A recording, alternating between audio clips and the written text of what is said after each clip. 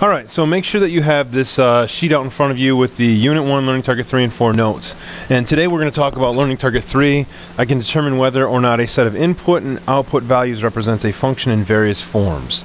So let's go ahead and start with talking about tables. Alright, if you want to pause it right here and copy these tables down, and then go ahead and when you're ready, play it again and we'll talk about them. Okay, so this one right here, this is our input and this is our output. So our X is our input and our Y is our output. And you can say the same thing for this situation over here. X is our input and Y is our output. And if you go down and you look at these, you've got 0, 1, 2, 3, 4, or 1, 2, 3, 1. So there's a repeat in the ones here. So I'm going to circle this. I'm going to circle this. Alright? And in order for a set of input and output values to be a function, each input can have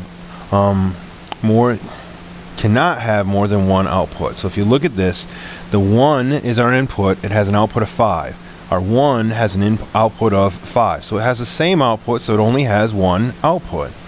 If we look at this one, 0, 1, 2, 3, 1, I'm going to circle the 1s again.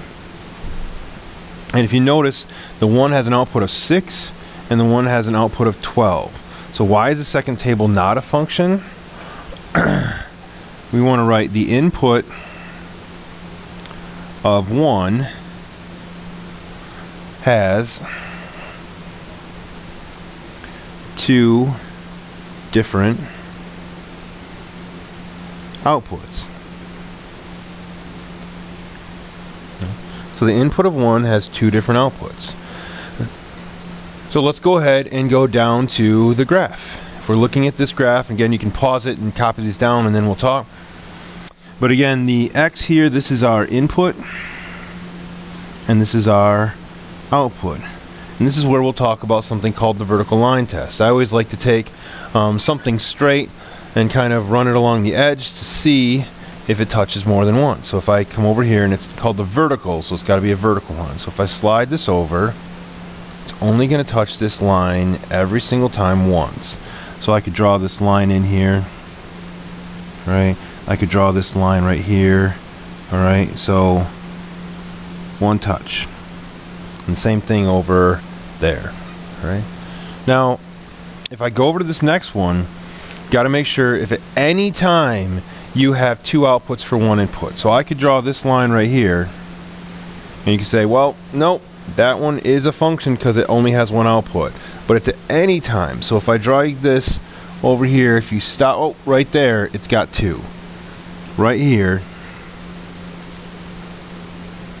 it has 2 outputs, right here and right here. So it has 2 outputs for that input. Alright, so why is the second graph not a function? It doesn't pass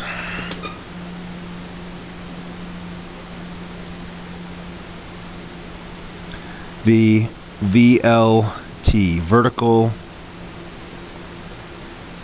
line test. Okay.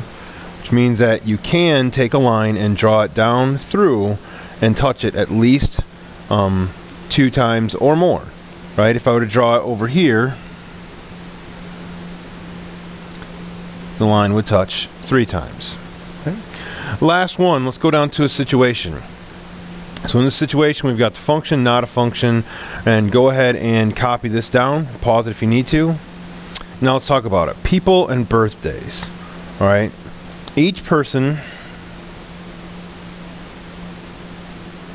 has 1 birthday. So for my input, put an I by that, and I'll put an O by this. For my input of people, so if I input somebody, if I input Barack Obama, Barack Obama has 1 birthday. There's only 1 output. If I were to input George W. Bush, George W. Bush has 1 birthday. If I were to input Mr. Dodge, Mr. Dodge has 1 birthday. So there's only 1 output for each one. Now, birthdays and people. Birthdays and people.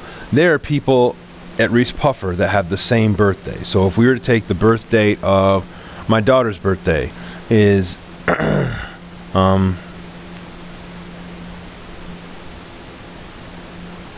if I were to take 12/31 is my daughter Madison's birthday. 12/31 as an input is also my brother-in-law Jordan's birthday. So there's one input of 12/31 gives me two different outputs, right?